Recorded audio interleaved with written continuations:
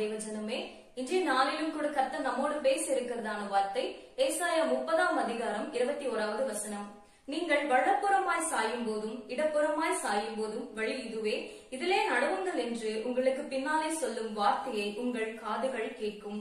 ஆம் தேவஜனமே, நம்மளுடைய ஏசப்பாவுக்கு இன்னொரு பேர் இருக்கு. ஆலோசனை கர்த்தர் என்கிற இன்னொரு நாமமும் நம்மளுடைய ஆண்டவருக்கு இருக்குங்க.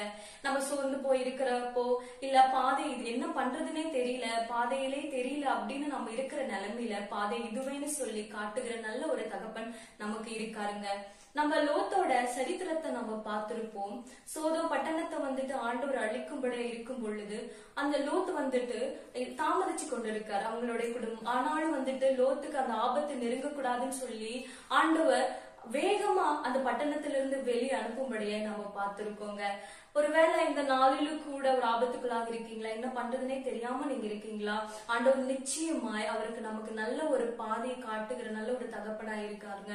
ஒருவேளை நம்ம இந்த நாளில நம்ம எப்படி இருக்கோம்? லோத்த போல அவருடைய சத்தத்தை கேட்டு கீழ்படுகிறவர்களா இருக்குமா?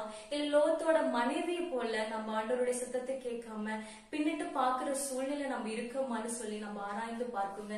சில சமயம் நம்ம ஆண்டவருடைய சத்தத்தை கேட்காத பொழுதுதான் அநேக பிரச்சனைகள் நமக்கு வருது. ஒருவேளை நீங்களும் லோத்தோட மனைவி போல இருக்கீங்களா?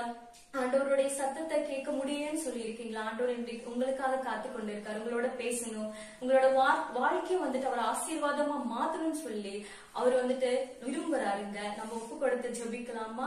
பரிசுத்தமுள்ள எங்கள் நல்ல பிதாவே, சேனைகளின் தேவனாகிய கர்த்தாவே, அப்பா நீர் எங்களுக்கு ஆலோசனை கர்த்தரா இருக்கிறீரே ஆண்டவர், அதற்காக உண்மை நாங்கள் ஸ்தோத்தரிக்கிறோம் ராஜா. அப்பா உங்களுடைய சத்தம் அனுதினமும் எங்களை வழி நடத்தட்டும்னு சொல்லி ஜெபிக்கிறேன். இந்த நாள்ல யாரெல்லாம் உங்களுடைய சத்தத்தை கேட்கணும்னு நினைக்கிறாங்களோ தகப்பனே, எல்லோருடும் நீங்க பேசுங்க, எங்களை நல்வழிப்படுத்துங்க. தாழ்த்தி ஒப்பு கொடுக்கிறோம் இயேசுவின் மூலம் ஜெபிக்கிறேன் எங்கள் ஜீவனுள்ள நல்ல பிதாவே, ஆமென். கர்த்தர் நிச்சயமாகவே நம்மளை வழி நடத்துவார். God bless you. God bless you.